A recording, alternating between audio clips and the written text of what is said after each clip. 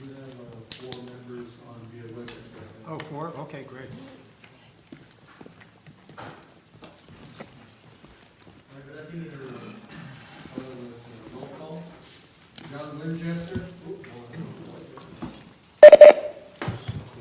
Let's begin with roll call. John Winchester. Present. Sean Sensel. Here. Melissa Dominguez. Kelly Lee. Here. Charlene Robinson. Here. Lucretia Free. Present. Tom Beresny. Present. Frank Santa Cruz. Here. Dan Berber. Present. John Bernal. Here. Frank Fry. Here. Bill Schlesinger. Here. We have 4. Okay, I'd like to introduce our 2 guests, same guests we had in the last meeting, the Director of Finance, Ellen Moulton, and Andy Welch, the Deputy. Welcome to our meeting. I know you've had a lot of input to the paper we received for this meeting and the one before that. And of course, I know you're happy that pretty much the county budget is done, so welcome. Okay, we're going to start with the pledge. Tom Beresny is going to lead us in the pledge. All stand, please. Pledge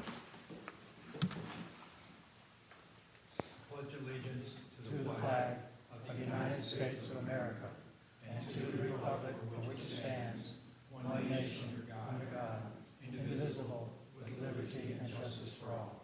Thank you. Be seated. Okay, we're going to consider the minutes from the last meeting. Are there any comments on the minutes?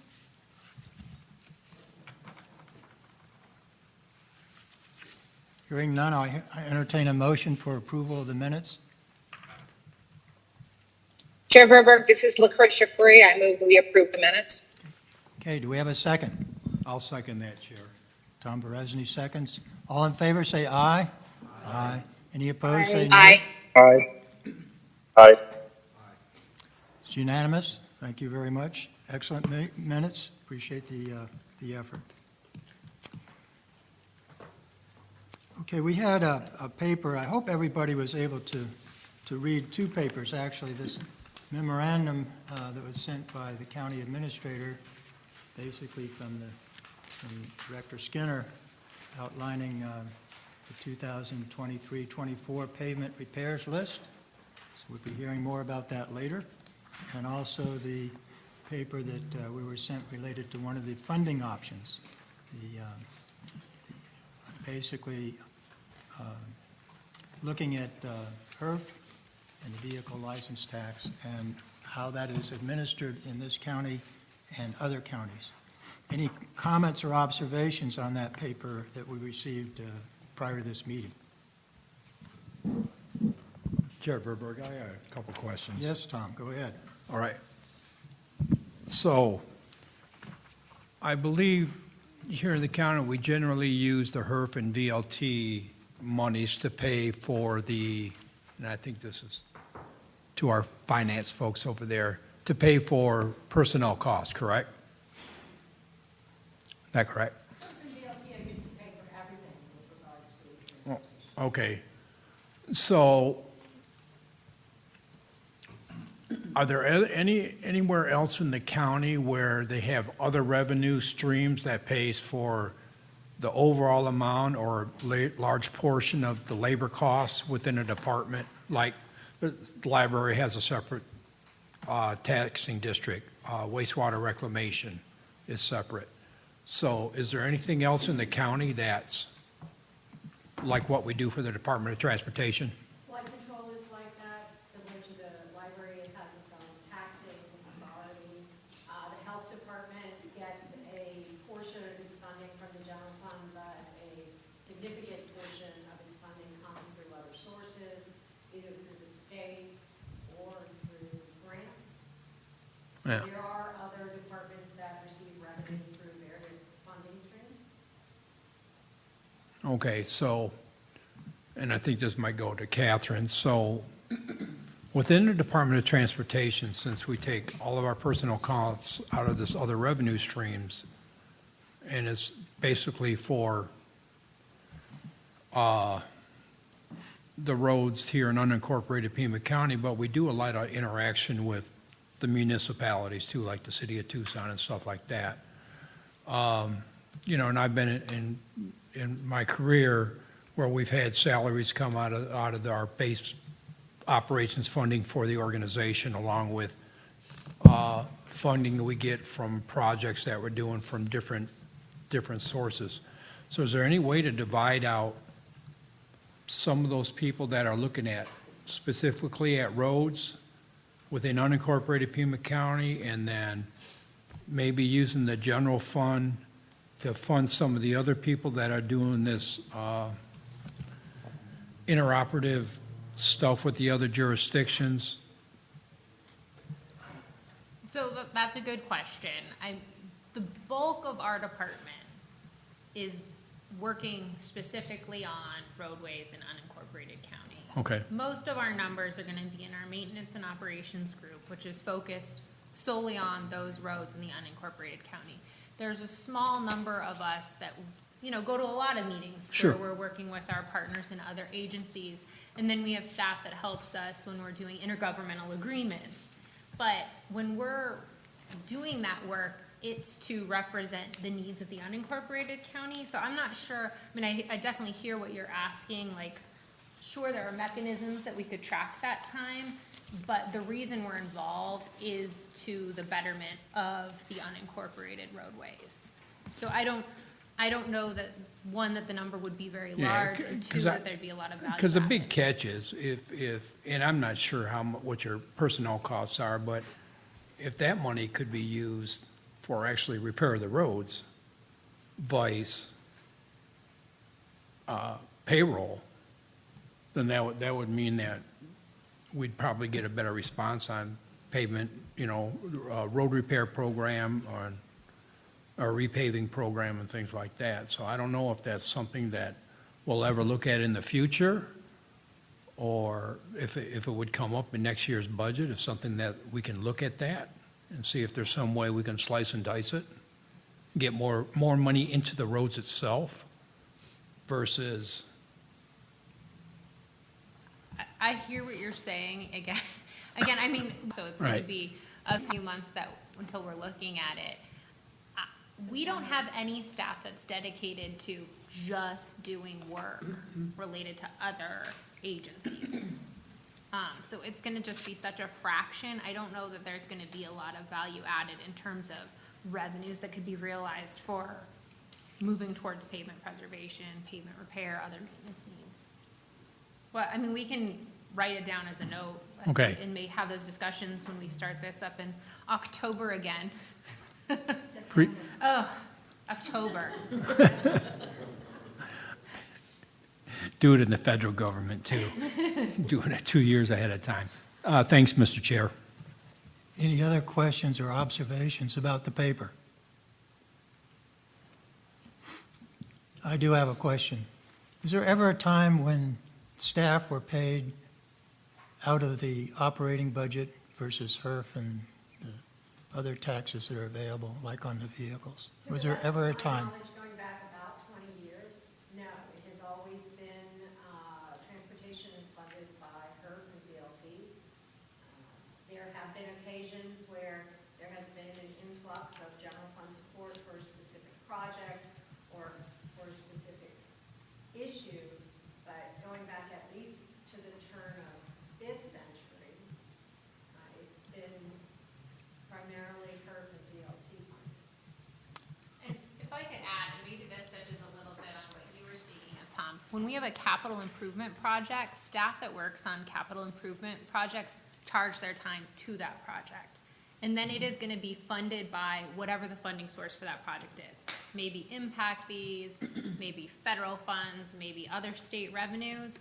And so in that way, or it could be another agency sometimes that's funding a project. So we do charge out our time for capital projects to other funding sources.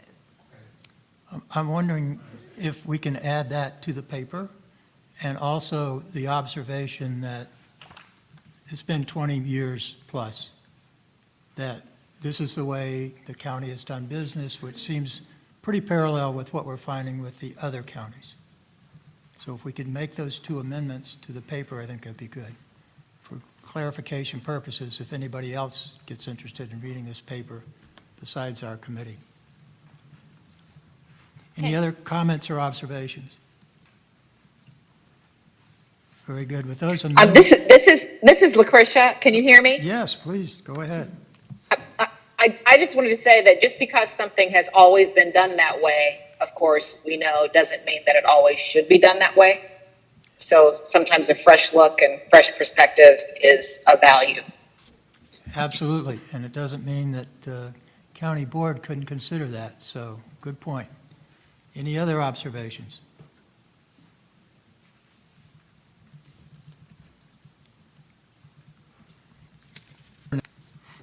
Very good. Let's move on to, and this is something John Burnell asked for some months ago that ended up being prioritized pretty highly.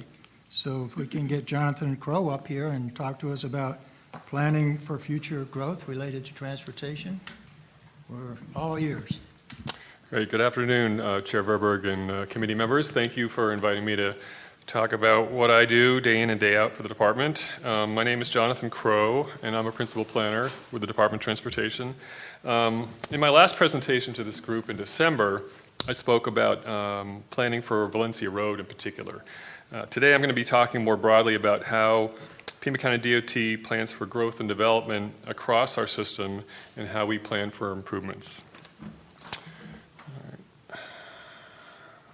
Here we go. Today I'm going to talk about transportation plans and programs that we use to plan for transportation investments from the regional to the local. I'll talk about federally required plans administered through the Pima Association of Governments and funding sources for transportation plans, including the RTA and impact fees. Oop, I think we went too far here. Sorry about that.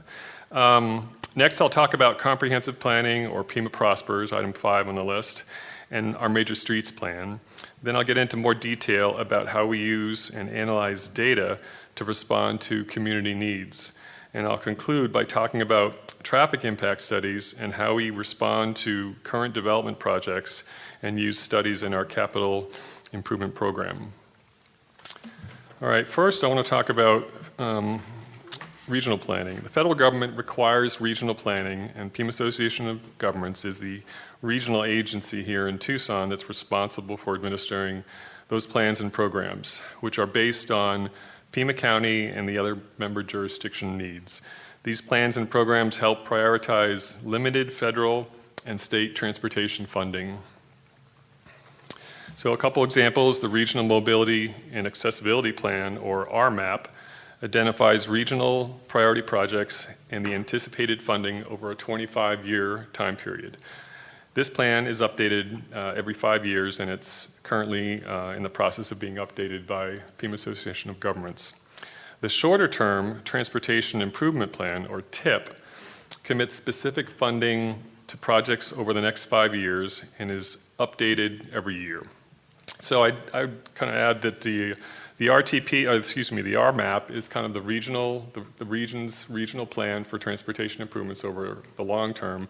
The TIP is sort of the programmed plans or short-range plan for immediate and near-term projects. Pima Association of Governments also plans for freight, pedestrians, bicycles, transit, and other modes. And these plans are produced every 5 to 10 years and incorporate each local jurisdiction's needs and plans as well.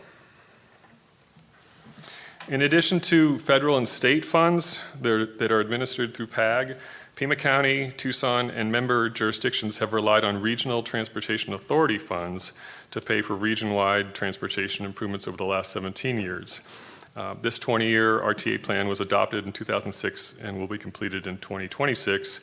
The continuation of the RTA is currently under development as RTA Next, which will be presented to voters. And I didn't mention in this slideshow, but previous to the RTA, the county in 1997 passed a 20-year bond program, which provided, it was a $350 million plan over 20 years that planned and built a number of regional roadway projects as well. So there are a variety of funding sources, to get into the funding conversation that we just finished, that help pay for transportation improvements. Right now, RTA is what we're just finishing up, and then RTA is sort of the next big thing that we're going to be looking at for future regional funding. In terms of local funding, though, we've got other sources like roadway development impact fees. These fees are paid by private developments, and they're collected through the development permit process. They accumulate very slowly over time, and they are used to help pay for roadway capacity improvements. Only certain roadway projects that provide capacity to serve new developments are eligible for impact fee funding. So we can't use it for maintenance, we can't use it for just general operations, and we can't even use it for needed capacity improvements that are out there on the system now that have been that way for many years, unless there's new development that is coming within that benefit area that will pay for those improvements in the future.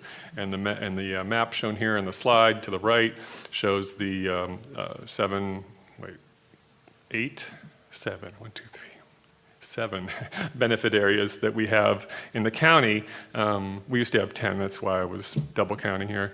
And the fees that are collected in each of those different colored areas have to be spent within those particular areas. So somebody who lives in Vail doesn't develop and pay impact fees that are going to go towards a project kept on the northwest side. Within those, stay within that benefit area and be used for capacity projects within those areas.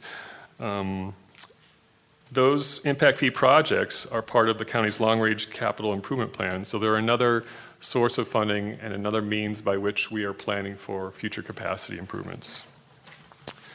Excuse me, are you taking questions as you go along as well as at the end? Feel free to ask questions, Okay. sure. Well, Garay and Silverbill Roads, that improvement there, was that from impact fees? Silverbill Road? Silverbill and Garay. Oh, right. That one may have had some impact fee funding towards it. Is that entirely in the county, or is it partly or mostly in the city of Tucson? Part of it's city because of the division in the middle of the road, but part of it's... Verberg, because I think that's a good one to actually bring up, Chair Verberg, because a lot of our projects have multiple sources of funding. It's more common that a major roadway project will have multiple sources of funding that come from a variety of sources. And some projects like Silverbill in its entirety covers 3 different jurisdictions. So depending on which project is built, there may be funding from the city, the county, there may be impact fees, there may be HERF, it may be a number of different funding sources that will kind of get cobbled together to accomplish those different projects. So that's an example of one that probably has multiple sources, and we could check to see how that was funded, but I'm pretty sure that one is in the city of Tucson, if I'm not mistaken. Pima Prospers is the county's comprehensive plan, and it's another sort of way that Pima County plans for growth. The primary way that we plan for growth, and sort of one of the means that we use for planning transportation improvements. It helps guide future land use and transportation investments. The plan establishes goals, policies, and objectives that foster and support economic development. The 4 main transportation goals support, number 1, traffic safety, number 2, well-maintained roads, 3, multimodal transportation, and lastly, strategic transportation investments. This plan was adopted almost, 5 or 10 years ago, and is just started the process of being updated. So the Development Services Department is leading that effort. Transportation and all the other agencies are going to be contributing, and we're going to be updating the region's, the county's comprehensive plan over the next year or so. And that'll provide some guidance as to kind of where we want to target investments in transportation. The Major Streets and Routes Plan, the Major Streets Plan designates major streets and necessary roadway rights-of-way that are needed to accommodate future growth. This plan allows the county to request right-of-way dedications from developers when they are designing their projects along designated major streets. So for example, If a development is proposed along a two-lane road that may someday need to be reconstructed and widened, we're going to ask that they dedicate the sufficient right-of-way along their side of the road to accommodate any future improvements that are anticipated to be needed. And this plan designates the future width of all of the major streets in the county. The plan itself doesn't require developers to necessarily build those improvements, nor does it say when those improvements are going to happen. It simply is a mechanism for obtaining the rights of way during the development process as that occurs, so that when we get to the point where we do need to widen a road or put in some improvements, we have the sufficient right of way to do so. The specific developer responsibilities are determined through the development review process and permitting process, which I'm going to discuss next. Oops, hang on a sec. Sorry, my order is out of order from an earlier draft. When a developer proposes new housing, retail, commercial, and industrial projects, we rely on traffic impact studies to determine impact and future transportation system. Traffic studies analyze existing and future conditions and determine what off-site improvements may be needed to serve the project and to mitigate impacts. These can include adding turn lanes, providing a traffic signal, extending sidewalks or bike lanes, or other improvements depending on the size and type of the project. For county capital improvement projects like Houghton Road and Kolb Road more recently, traffic studies help determine the specific design requirements and the specifications that we use to design those projects. Traffic studies are typically specific to individual development projects, so in order to evaluate the entire county transportation system, we rely on transportation data systems. And that's the slide we want. Pima County and all transportation agencies rely on data systems to monitor transportation operations and to help determine investment priorities. Traffic volumes, congestion, travel time, crashes, and numerous other data are collected and displayed in GIS-based computer programs. With these systems, transportation staff can easily monitor trends, identify hotspots, and determine where the highest needs are in terms of safety, mobility, congestion, and other variables. We use this staff to support recommendations for long-range planning, such as the PAG-R map and the RTA Next proposal, as well as for funding through PAG, other funding through PAG, federal grants, and other sources of funding. In addition to using transportation data, Pima County receives numerous comments and requests through phone calls, emails, our See-Click-Fix program. We are currently surveying residents in the greater Drexel Heights area as part of the Southwest Area Mobility Study. This study is analyzing transportation system performance and mobility needs in this growing Southwest area. Public input is going to be used to help determine recommended improvements and priorities in this important subregion. So I've talked a little bit about regional transportation plans, funding sources for transportation plans, and Pima County's specific plans and programs. I've discussed how we use traffic studies and impact studies to evaluate current development projects and develop capital projects. And I've talked about how we use data analytics and public input to evaluate transportation needs and priorities. This concludes my presentation, and I'd be happy to entertain any further questions at this point. Thank you.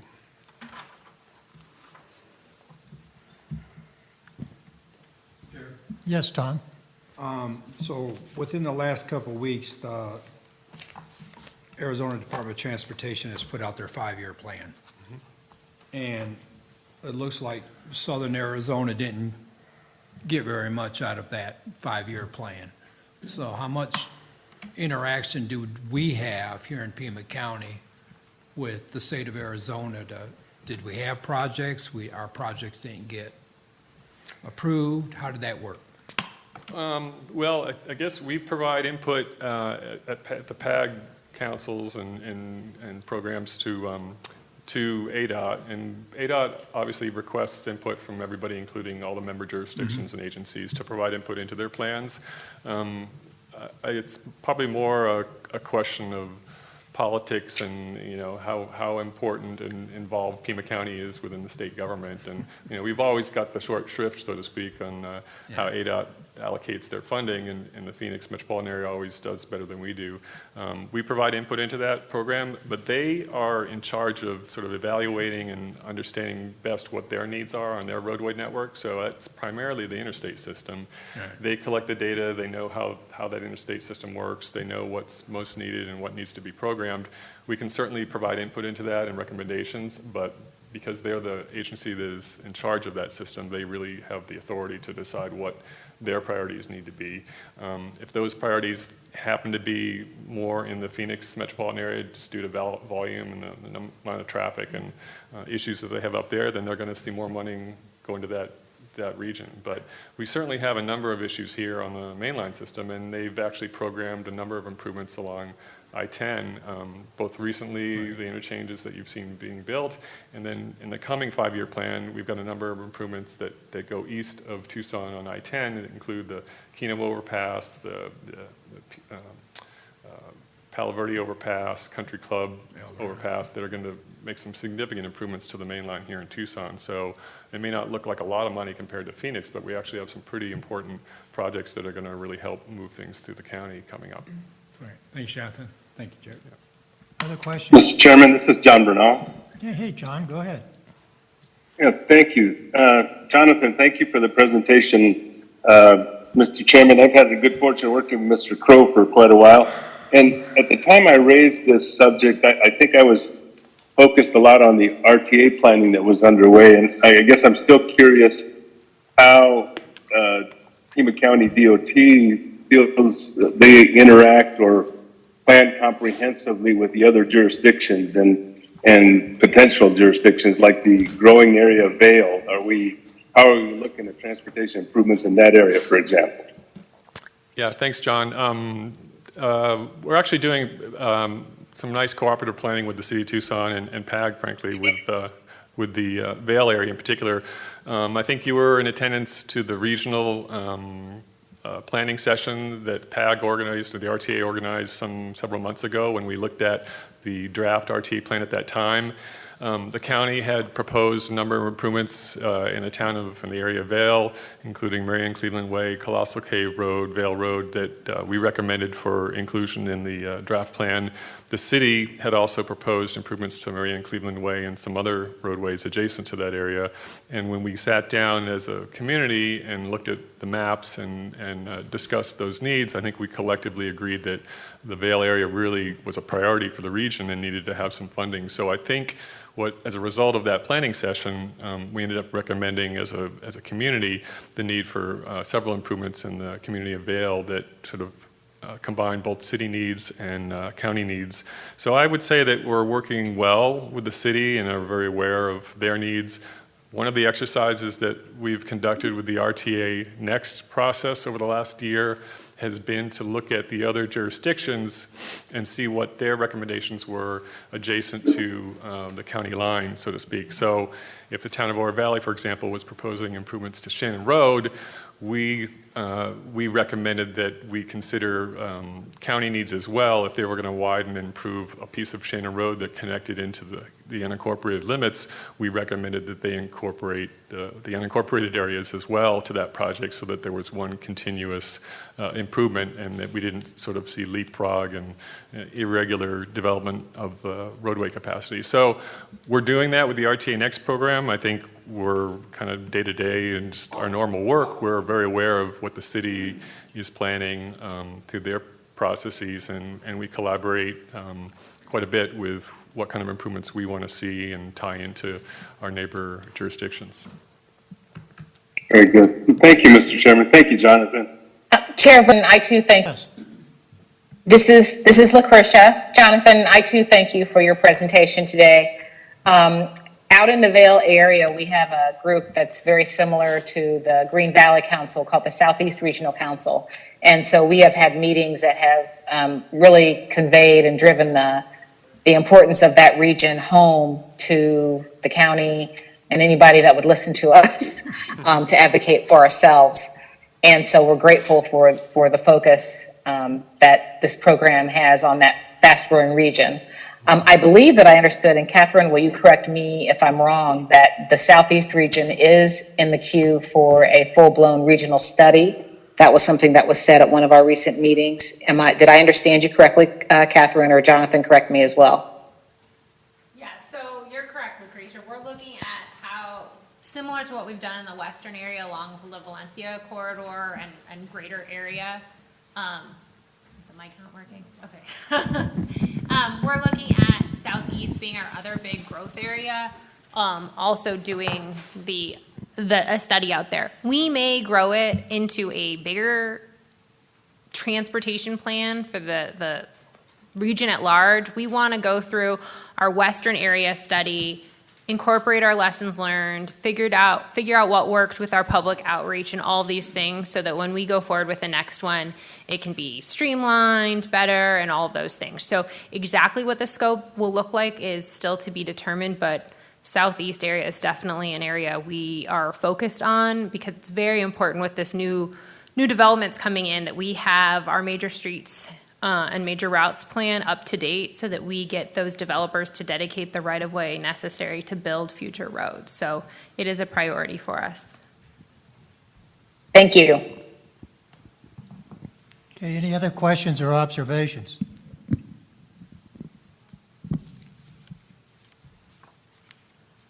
Thank you, Jonathan. That was excellent. Appreciate your presentation.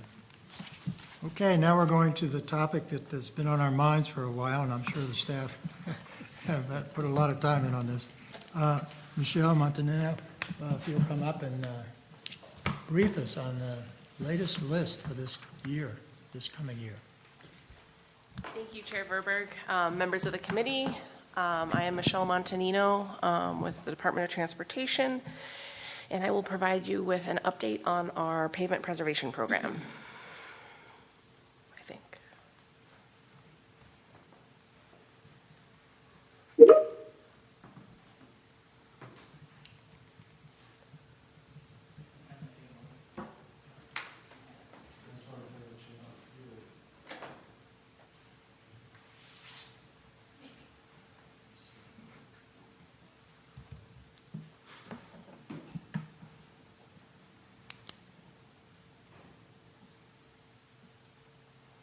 Excuse me, John Burnell, can you hear me? Yes, I can. Hi, you had requested to annotate the presentation. Oh, I'm sorry. I don't know what I did with that. Sorry. I can take it off, I think. Okay. Sorry about that. No worries. I just wanted to make sure I can't change this. Okay.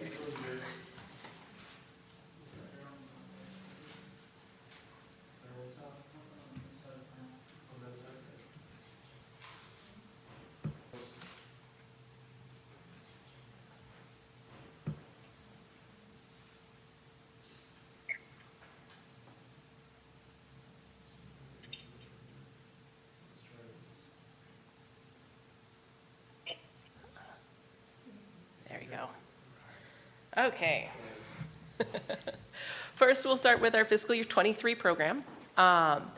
So since our last meeting, we've had 3 more projects enter the substantial completion phase. First one is Linda Vista. That one is actually complete with punch list and has construction acceptance.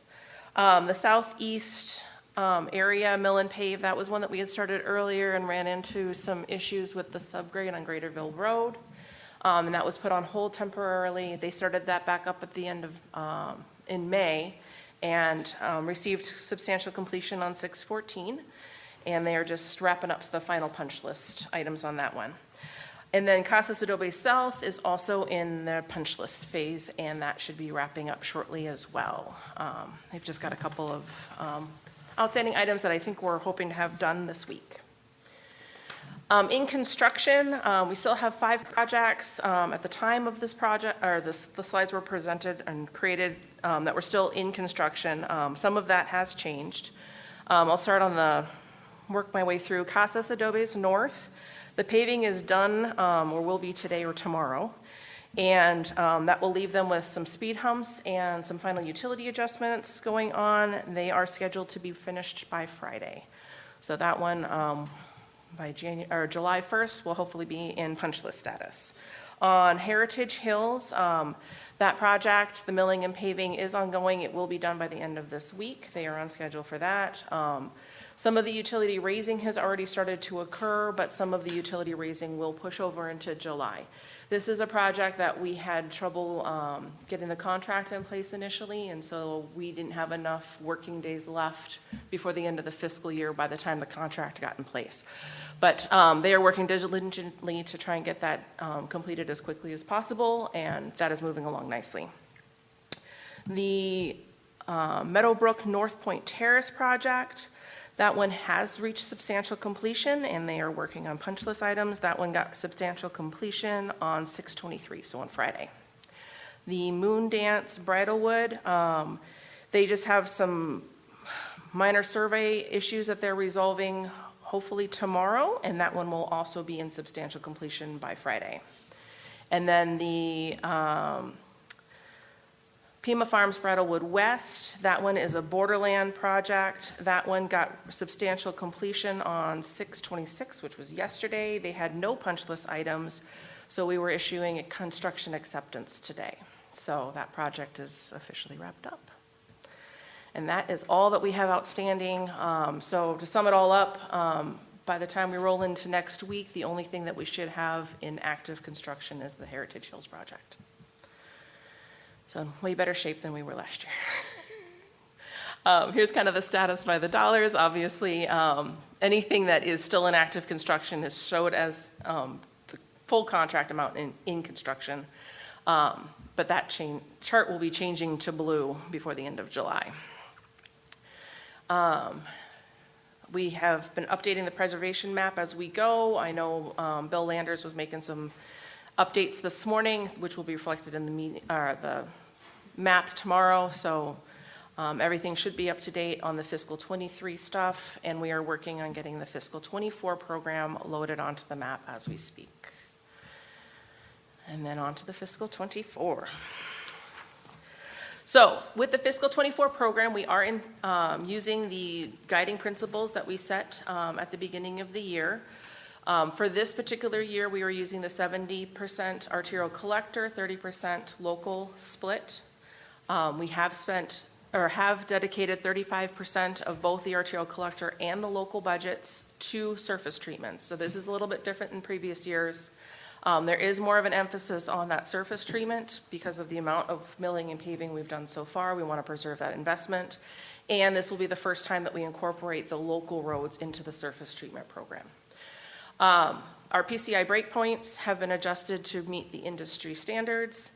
And then we are meeting that network goal of no more than 5% in the very poor condition and maintaining at least 50% in the very good. So when we get down to the project dollars, we have $20 million budgeted for this fiscal year. This is kind of the dollar amount split that we've targeted for each of the different portions of the program. And despite the smaller budget, we are still touching 107.5 miles of road with these dollars. So obviously with the preservation, we can touch a lot more, but it's important to make that investment to make sure that we're maintaining those roads. To further break it down, this is kind of the breakdown. This is the breakdown of the mileage per district.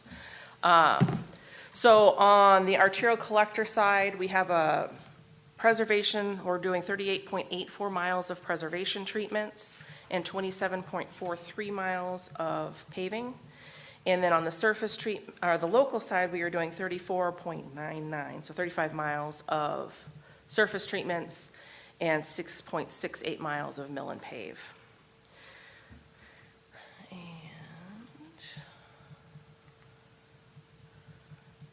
any questions?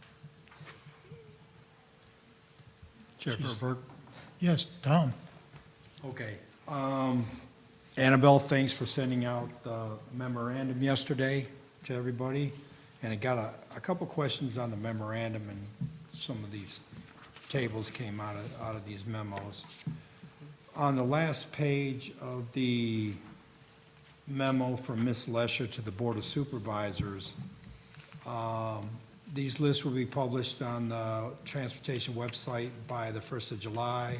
So And then the published local roadway list will be organized by subdivision, sorted by PCI. So is that basically the same thing we're going to see from the 2023 current on the website? Where Correct. we got the 0 to 100 list of every road in the county and what the rating is?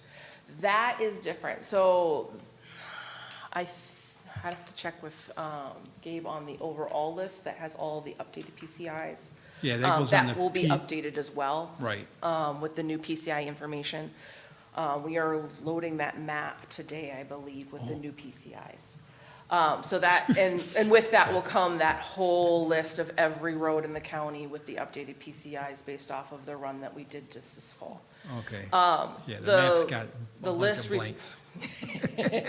Yeah, the list referenced in there is just a reformatting of the list provided with the memo so that it's organized based off of the worst forced, basically how we selected it versus how we present it to the board based off of. Okay, yeah, supervisor so it district. goes in a couple different places. Yeah. One's the overall pavement condition index, one is for the 23-24 plan. Correct. So if we go into further in selection, what caught my eye as I was reading the list was how bad the PCI rating was for the trigger streets and the developments. So, and so I did some research this morning. We went, so Darley Woods Drive, which is the first street mentioned, current PCI rating is a 9. Back in 2020, the worst road was a 14 that we had. Yep. The PCI rating on the 2020 list, in April 2020, this road was rated a 44. Last year, the memo from July of '22, it was a 39. And I, for the life of me, could not figure out a logical way how the PCI rating would drop that much. Is it a change in the technology? Is it the way that they were surveyed? What? Because I looked at that difference there and I'm going like, OMG, you know, what's going on? There were definitely some surprises that we took a very close look at when we went through our QC process with the data. And one of the things that we saw was there were some roads that jumped up, there were some roads that jumped down. And based off of our analysis, what we review now in the field, what we are determining with the piece, their eyes that they are set now. Now, what we are determining is there has been a lot of improvements in the data sensors, in the technology, and the algorithms used on the back end that help differentiate between the different stresses. So in our original surveys, they didn't have a lot of block cracking identified. Block cracking is caused by age. So it's your standard, 90-degree longitudinal vertical cracks. And once it got to a certain density, it was considered alligator cracking because the technology at the time couldn't differentiate between what was true alligator and what was block. And so when those things changed, we saw the jump up in the PCI points. Now, one of the things that we reviewed really heavily is the ones that we said this doesn't make sense, and we went out into the field and we looked, and what we were finding is they were older roads that the surface has started to essentially crumble away and was creating a lot of gravel and fines that were then filling in those cracks. So we worked really closely with RAS to make sure that when they were reviewing these, they could turn up the detection on those to start picking up those fine lines and identifying those cracks. Again, this goes back to the sensor technology and the algorithms that before wouldn't have picked up the fact that there was a crack there. And so that's where you're seeing the degradation and the large jump down in the PCI. Yeah, the only logical thing I came up with Yeah. was, a battalion of Abrams tanks went down these roads and just did a bunch of burnouts on them or something, Yeah, and part of our delay with publishing our updated PCI is because we did a very, very thorough QC on all of the data Okay, to and make sure we understood what was going on. That makes sense to me. It's just, we got a lot of folks out there that Yes. are gonna question this. No, and I so, completely understand, and they're right for doing that. Yeah. That's all I have, Mr. Chair. Okay, Tom. Other questions or comments? If not, thank you so much, Michelle. Very you. thorough. Director Skinner, RTA update.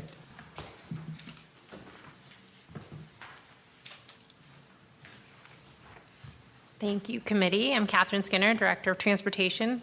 And before I get into RTA Next, I just want to take a brief moment and recognize Jason Boley's not here, but Jason and Michelle, as well as the rest of the team that we have in the office, that I think really delivered a very successful fiscal year 23 program, getting essentially 99.9% of the projects done by the end of fiscal year, which is a first, and it was a huge year. So, we have Bill Landers that she mentioned, and Joe and Angel. We also have a slew of consultants that help with inspection, of course, our contracting community, and then you all on the committee that I know spent a lot of to move this year as we looked at how can we continue to move forward and improve this program, and I think we did that with our guiding principles. So thank you, everyone, and you can tell Jason what he missed.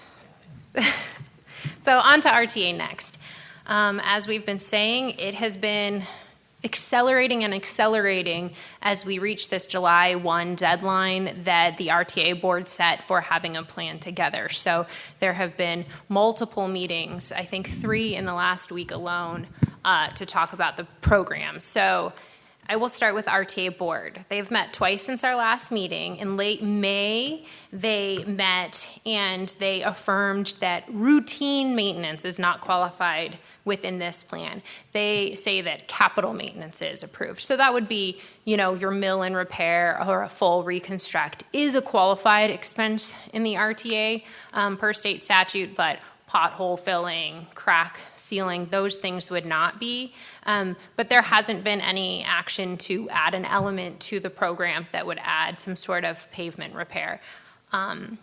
And that also would be limited to our arterials and collectors. We wouldn't be looking at doing local road work under an RTA. At that May meeting, they also put Deputy County Administrator Carmine DeBonis as a liaison to the CAC committee. So he's on the Technical Management Committee, but one of the things that all of the committees really emphasize is a need for cross communications between committees. So there are 2 TMC reps that sit on CAC, go to those just so that they can fill in. They have some time to inform the CAC what has happened at TMC, and then vice versa. There's a few CAC members that go to TMC meetings. And then just last week, the RTA board met again. They had an item that would have allowed them to take action on a draft framework that had been developed and approved by the TMC working group and reviewed and passed with very slim margins the Citizens Advisory Committee. But one thing that we knew was scheduled was just yesterday afternoon, not even 24 hours ago, the CAC was planning on looking at an alternative plan. So instead of taking any action last week at the RTA board, they said, okay, we want the best plan put forward. Let's give the CAC a chance to talk. So I'll actually go out of order.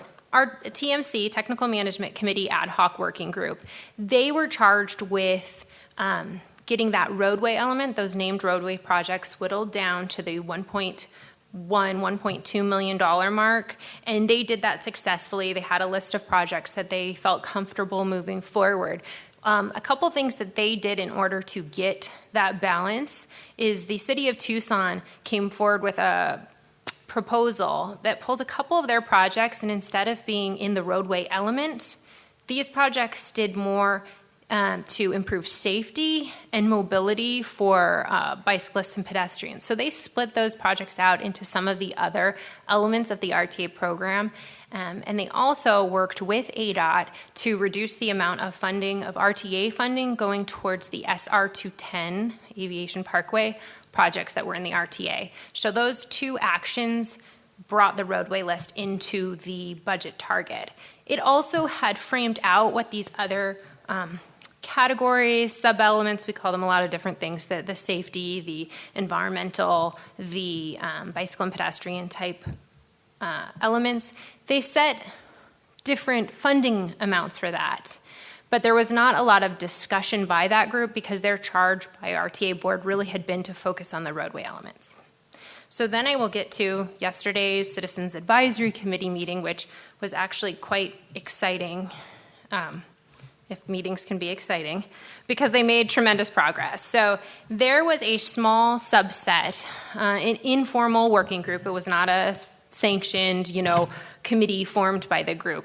But a few of them that did not create an open meeting law violation got together and said, we need to kind of see if we can figure out a plan that balances roadway and these other elements. So their proposed alternative decreased the amount of money going to the roadway element slightly, but it increased the funding to the safety element by $10 million.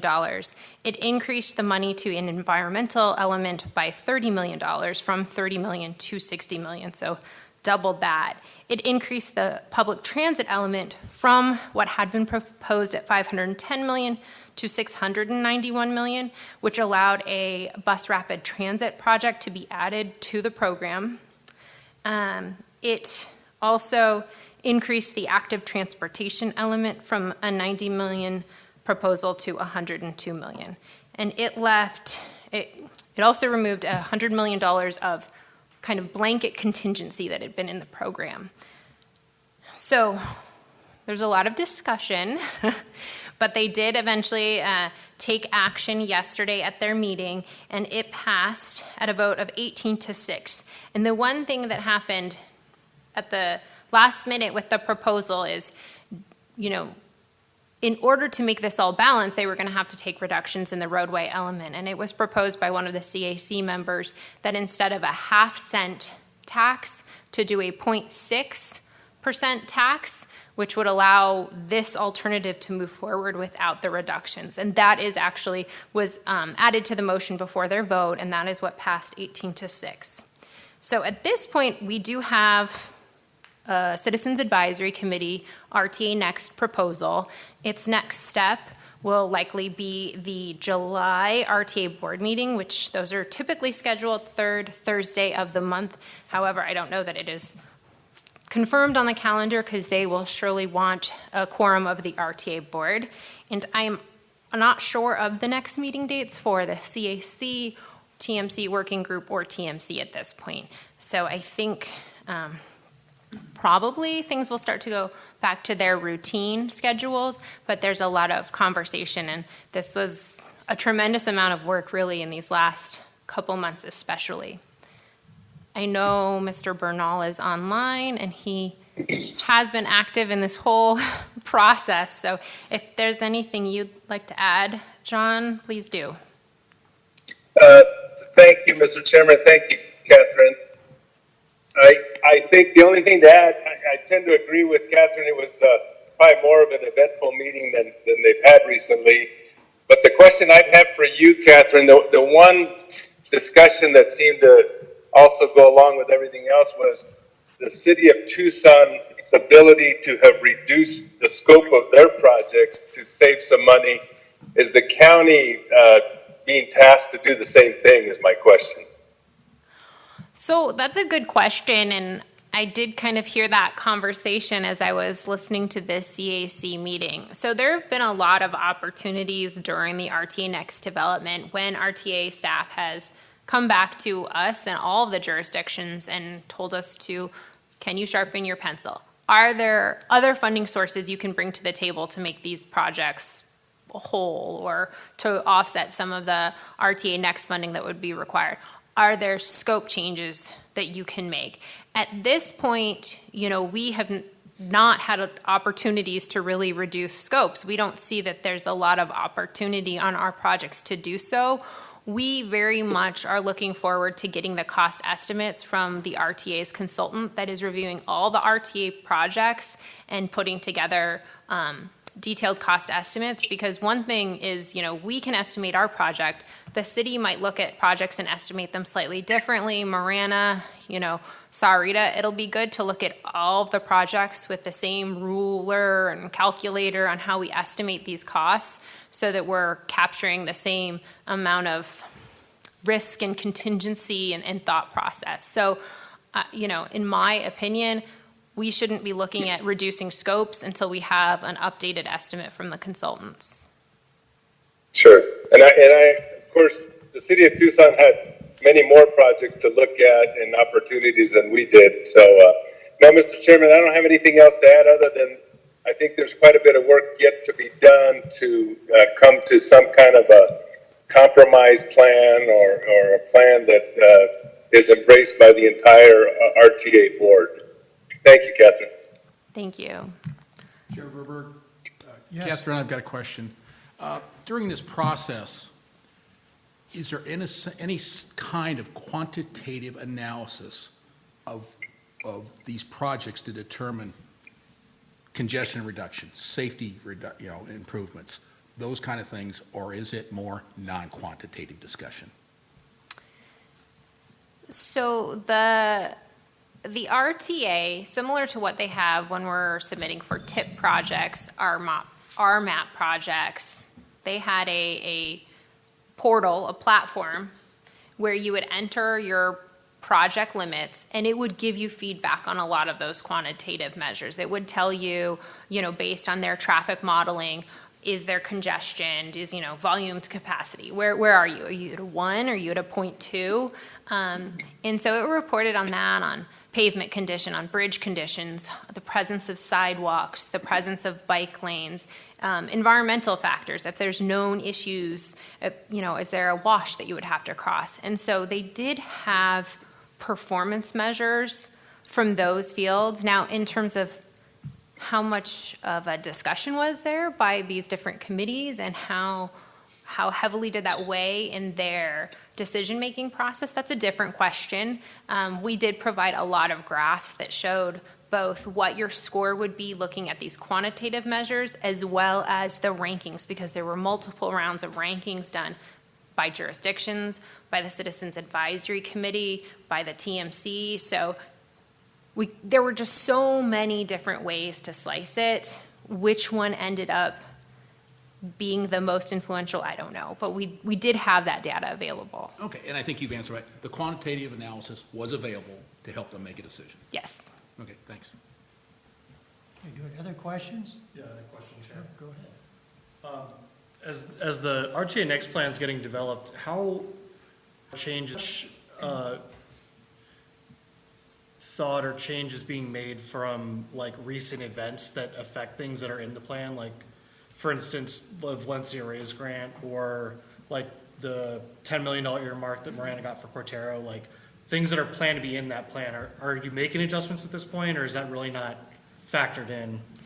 That's a great question. And I wish, and there are probably, Mr. Bernal was probably heavily involved in the first RTA, because this is the nature of any transportation planning. Things are constantly happening. When do you take your snapshot and freeze frame it and say maybe that those other funding sources are the match column that you say are additional funds to bring to the table, and they get to be first on the list because they have some incentive.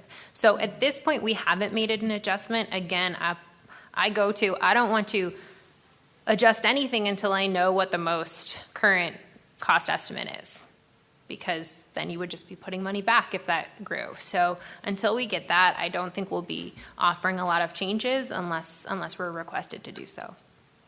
Thanks. Mr. Chairman, just to add to Catherine's statement, there's been a lot of anticipation for these cost estimate updates, and the conventional wisdom is that it's going to be increasing those costs such that we'll probably have to look at pairing more projects. So I think the department is wise to just wait to see what comes of those before they start making too many adjustments. That sounds pretty parallel to what we just heard. Thank you, John. Yes. Can I ask one quick one? You mentioned $100 million decrease in contingency. Do you know the percentage of the overall that amount was, or? So the overarching program is $2.3 billion, and it was $100 million of that $2.3 billion. It was kind of carved off the top as a contingency. But there wasn't like a $500 million in contingency and we pulled No, pull it's that the out? entirety of it. Okay. With, some of the conversation in the committees that went along with that is that each individually named roadway project should have some sort of contingency built into that estimate. And then when you look at the categories, we don't have those projects identified yet. So basically, you can turn off the tap when the money runs out. So there's not as much of a need for a contingency on those. Part of it is the reason for its inclusion, of course, is because we had the Great Recession and all of the inflation of the past few years, and there's just uncertainty when you're looking at a 20-year horizon for economic plans. So it's balancing that risk and how you do it. Okay, thanks. Mr. Chair. Yes, Tom? A couple things, Catherine. So the monies that are going into the elements are going to increase. And you mentioned mobility. Define rapid transit. So bus rapid transit is when you have a transit line that has dedicated space, typically their stops are going to be less frequent. You're going to have less of that delay of a bus operating with the traditional flow of traffic, and therefore you can have more reliability on your route and transport a greater number of passengers. And so the city has been exploring a couple of different bus rapid transit lines, and for more specifics on what those routes are, I'd have to defer to them because I don't know as many of the specifics, but that's the concept of bus rapid transit. What comes to mind is that Norte sewer from the airport up to, Tucson Mall, something in that area up there? Tahona Dadai.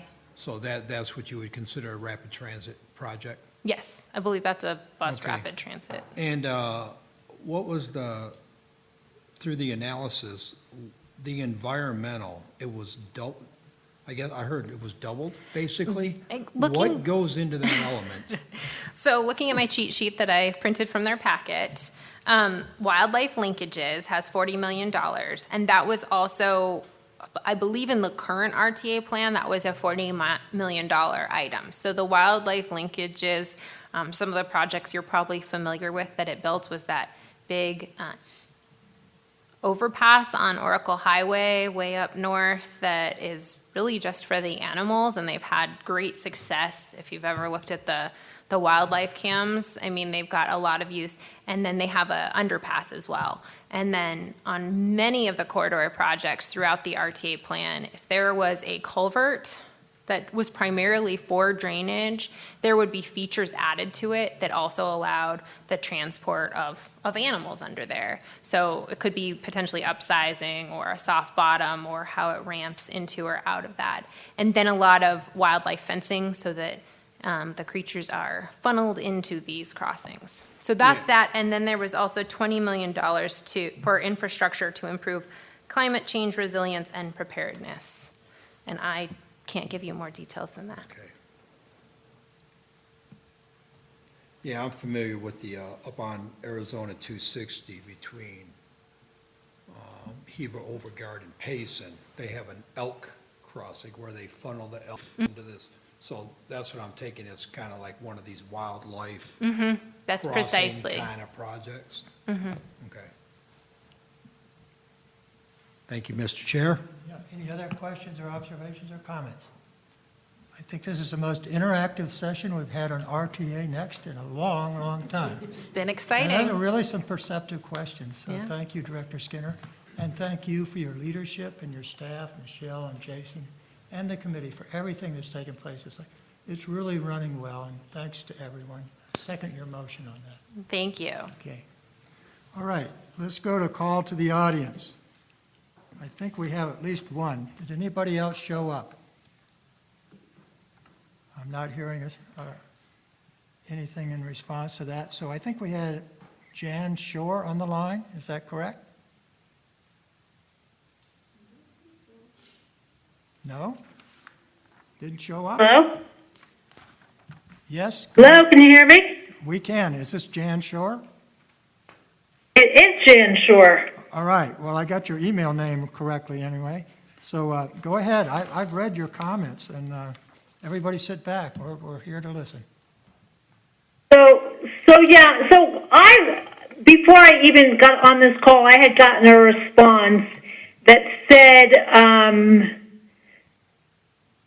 they would probably repair Overton Road, but not do anything about improving the use of side path to be paved. Now that it's all gravel, so it just needs to get paved. And I asked wise and that the response, because, I think it's penny wise and pound foolish. There's no reason to repave Overton Road if all you're going to do is repave it and leave the fact that you can fall off the edge of it like a foot into the gravel, which is so dangerous, especially for cyclists. But it just seems a huge vacuum in how Pima County views its obligation to its constituency. In the November issue of Tucson Lifestyle, there's an article that states Tucson, touting itself bike-friendly, and honestly, that's why I moved there 2 years ago, was because of the bike trail system. But without a connection from the bike trail system to your home or to the thoroughfare of bike lanes on the streets, you get killed in the quarter mile getting to the bike trail. It makes sense. And Tucson bike crashes are definitely up. The statistics are citing that, which I put in the letter. So the least you could do is add a mixed-use lane in that short stretch of road between La Cañada and the bike trail to make it safer for cyclists and pedestrians. Children walk on that stretch of road to access their school for bus pickup and drop-off. My God, if I was a parent, I wouldn't let my kid out on that road. And I just don't see how you can call yourself a bike-friendly city when you don't even consider upgrading the infrastructure to meet the changing transportation needs of the community of which you serve. The cost of adding that mixed-use lane in that section is going to be way more expensive at a later date than now when you have the equipment out there anyway doing the repaving. It's mind-boggling. And, bike-friendly American cities all over are making their roads safer for cyclists and talking about it. How do we do that? I just listened to your conversation for an hour, and I didn't hear once in your conversation about, how you're going to be looking at the going forward. I didn't hear one mention of how do we make this safer for cyclists. All you're interested in is the throughput for cars, but you need to improve your infrastructure for cyclists, as this is now how people get around, So anyway, you just need to start prioritizing how you look at improving the roads. It's not just repaving. Furthermore, I bike that thing every day, and right off Overton Road on the bike trail, you have a crew out there, and I asked them the other day, I'm like, what the hell are you doing out here? Because they're like all day long. And they're putting in walking trails and gardens or something. I don't know. It seems an incredibly low priority item when really the priority should be taking that money and putting in a mixed use lane on Overton Road. So, I'm a retired public finance investment banker, and I'll volunteer to assist you in your capital allocation and use of cash versus debt going forward. But this is just really like a huge oversight. It's mind-boggling. In November, a civil engineer would make for Tucson discussed how a civil engineer would make Tucson streets safer, given the increase in road rage incidents and pedestrian traffic crashes, because roads right now in Tucson have been designed for and prioritize fast cars throughput over people navigating streets on bikes and on foot. So this is just such an oversight, and I just think you need to quickly step back and take another look at this. Yes, thank you for your comments. Well made. Of course, this is a very bike-friendly city and county, so we're cognizant of that, but we have limited resources, of course, and they've gone down significantly from last year to this year, so it's a tough trade-off, really tough, and I'm a bicyclist myself, so I understand what you're saying. Very important in terms of safety. We'll take your comments into consideration and get back to you, and thank you for stepping forward. We do definitely appreciate it. Are there any other Thank you. Yes, thank you. Are there any other comments from the audience? Okay, let's go to the next topic, which is future items for discussion. We have two that have been identified that we're going to approach in the coming months: San Joaquin pavement testing strip and the regional pavement data collection. Are there any other topics? We do have a mainstream that we're looking at here, and we just heard one of them today related to transportation planning. The other is funding. What do we do about future funding? So are there any other topics we should consider as we go along? Remembering that we're skipping July. We're taking a month off. So are there any other topics from the audience, from the committee that we want to put on our list to be taken a look at? Chair Verberg, Yes. I was wondering if the committee would like to get an update on the status of the half-cent sales tax for Maricopa County. I've just read a little bit in the paper how there's a discussion between Maricopa County and the state legislature whether they'll be allowed to put that on the ballot, and the indication was that could have a huge impact on funding for all jurisdictions throughout the state if that half-cent sales tax is not allowed to move forward. So I'm wondering, I don't know where it's at besides reading that article. I just wonder if the committee might like to hear an update on where that's at. I think there are others on the committee where they kind of piqued their interest too. I'm seeing nodding of a couple of heads here. So that's a good suggestion, and we'll add it to our list and see where we can get it on the next agenda or two. Any others? Excellent. Thank you all for your time. The next meeting will be August 22nd. If you have any agenda items beyond what we have on our list right now, please submit them to Annabelle by August 4th. Is there any other business for the committee? I know that's not on the agenda, but I'm doing it anyway. All right. Not being the case, I have a motion for adjournment, please. Okay, we have a motion to adjourn. Do we have a second? Okay, all in favor, say aye. Aye. Opposed? Nay? Aye.